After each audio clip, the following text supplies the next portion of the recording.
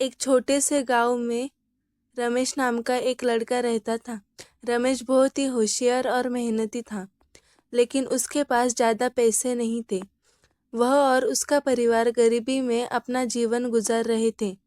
गांव में बाकी बच्चों की तरह उसके पास खेलने के लिए खिलौने या अच्छे कपड़े नहीं थे, लेकिन फिर भी वह हमेशा मुस्कुराता रहता था।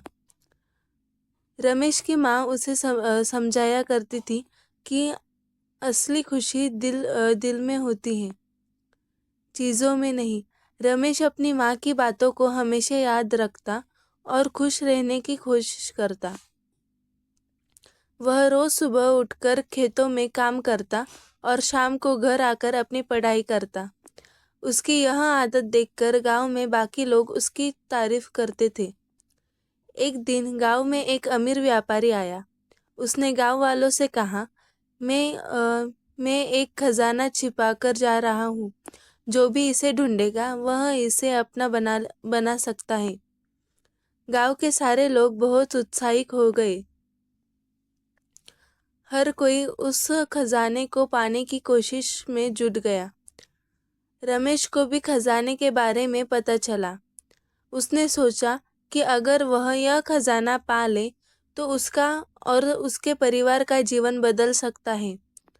वह भी खजाने की खोज में निकल पड़ा।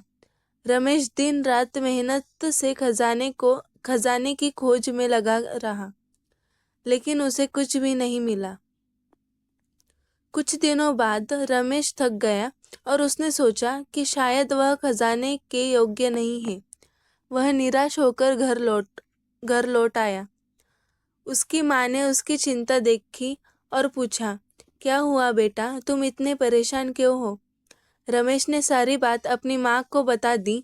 उसकी माँ ने मुस्कुराते हुए कहा, बेटा, असली खजाना वह नहीं होता जो जमीन में छिपा हो। असली खजाना तो वह है जो हमारे दिल में छिपा होता है।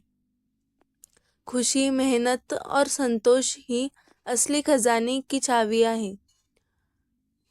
रमेश को अपनी माँ की बात समझ में आ गई। उसने सोचा कि उसने बहुत कोशिश की, लेकिन शायद वह खजाना उसके लिए नहीं था। अब उसने फिर से अपने काम में मन लगाना शुरू किया। वह पहले की तरह मेहनत करता और खुश रहता। समय बीतता गया और रमेश की मेहनत रंग लाई। उसने अपने खेतों में नई फसलें उगानी शुरू कर दी और धीरे धीरे उसका परिवार संपन्न होने लगा। उसकी मेहनत और ईमानदारी ने उसे गांव का सबसे सफल किसान बना दिया। अब रमेश को समझ में आ चुका था कि असली खजाना हमारे भीतर होता है। खुश रहना, मेहनत करना और संतोष रहना ही जीवन की सबसे बड़ी दौलत है। रमेश ने यह सब अपनी जिंदगी में उतार लिया और वह सच्चे मायने में खुश रहने लगा।